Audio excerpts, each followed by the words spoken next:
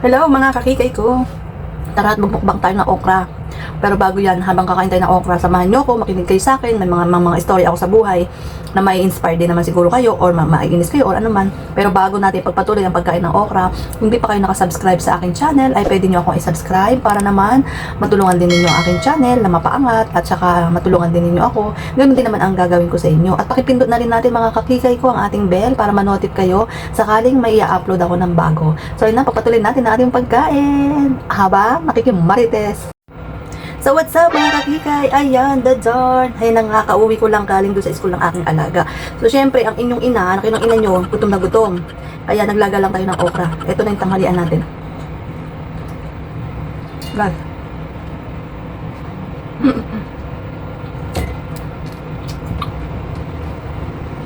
Tara, kain tayo. Bibigyan ko kayo ng konting storya about sa okra.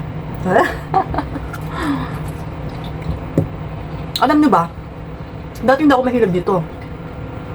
Ayaw na ayaw ko to. Bakit? Bakit ayaw ko nito? Kasi, alam nyo yung parang may laway siya pag kinakain mo. Pero, dahil naging laman niya ako ng social media, ayun, nakapanood ako ng mga benefits na maganda nga daw to sa katawan. Ang sahukan ko nga ng palakananay ko ay suka at toyo. Dati hindi ako mahilig kumain nito. Ngayon, paborito ko pa siya. Sabi nga, huwag na magsasalita pag puno yung bunga nga, lalo pag kumakain. Kung mga ating gagawin ay mukbang, kaya kailangan. Habang kumakain ako, nagsasalita ako. Diba? So kapag kasi nasa abroad ka, tapos natapat ka sa amo na, ayun, maano sila sa oras, may oras sa pagkain mo, gaano ka katagal mamamalengke, gaano ka katagal kakain, gaano ka katagal sa loob ng CR, maligo, mag-poop, yun. Kaya tayo naghahadali. Kasi wala pa tayong nalilinis. Kain mo na. Nagtataka kayo mga kain, nakakakikay, wala akong kanin. Kasi wala na akong oras para magsain. Diba? Yung anak ko nagagalit sa akin. Yo, it's your boy JB, 24 bars challenge. Anong totoo niyan? Dati meron akong kaibigan. Ang ingay niya kumain. Nagagalit din ako sa kanya. Ang ingay mo kang kumain. Sabi niya, mas nalalasahan daw niya kasi ang pagkain kapag ninanamnam niya. Totoo naman pala. Kaya pag-usap ko yung anak ko, kahit video ko lang yun. Ayun, sabi niya, ang ingay mo. Kaya pag ganyan kumakain ako, tapos mag-usap ko Papasayan niya ako ng telepono. Sabihin niya, kumain ka daw. Ay, kumain ka muna. Yan.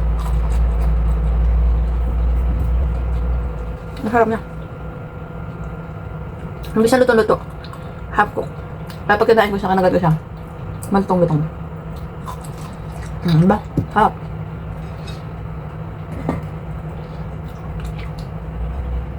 Bakit ako natuto at nagkahilig kumain to? Meron akong napuntahan mga kananay ko na talagang hirap ng dinanas ko. Wala ang pagkain. Kundi nilagang okra. Kari na papaya. So hindi ako makain ng okra that time. Ang dami namin. No choice. Kundi nawawala ako sa gutom. So, wala ko nun. Pikit mata ko siyang kanain. Kasi talagang walang pagkain. Sa dami namin mga kananay ko na nandoon. Yung istorya ng buhay ko. Naranasan ko yun malayo sa pamilya. Nakipagsapalaran ako sa abroad dahil sa gusto kong mapag-aral yung mga anak ko ng mga panahon na yun. Yun, yung napuntahan ko ay hindi maganda. Naluko ako. Legal daw yung pagpunta namin doon.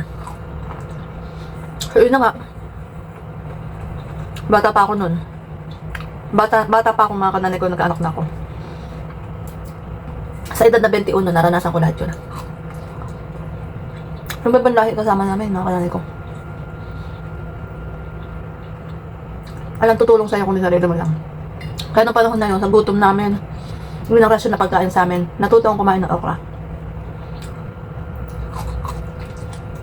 Masarap siya.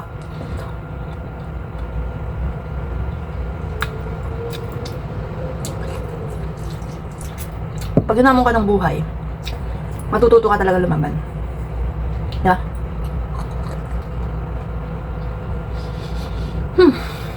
Ang tayo.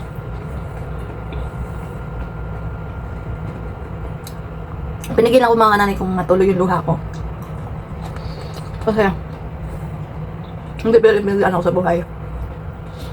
Kaya, hanggang ngayon ganito pa rin ako. Para sa mga anak ko.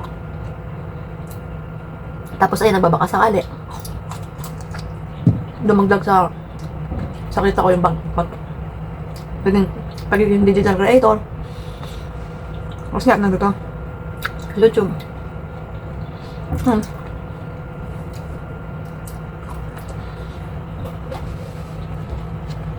Mga kakilay, maubos ko na siya. Siguro, ang ganda din na lang yung video ko para yung iba baka hindi na siya natutuwa, hindi na natutuwa sa akin, ang ingay kong kumain. Tapos yung kumakain ako ng minaman yung bibig ko, masama yun, bawal yun.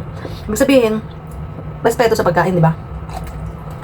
Kaya nga lang, kung ginawa natin content yung pagkain ng okra, kailangan ko kumain ng mabilis, kailangan kong masabi yung mga dapat kong sabihin. Kahit puno, yung bunga nga ako ng okra. Kaya naman mga kakiyay, salamat sa panonood. Sana wag kayong magsawa. Tuloy-tuloy ang suporta. Thanks for watching.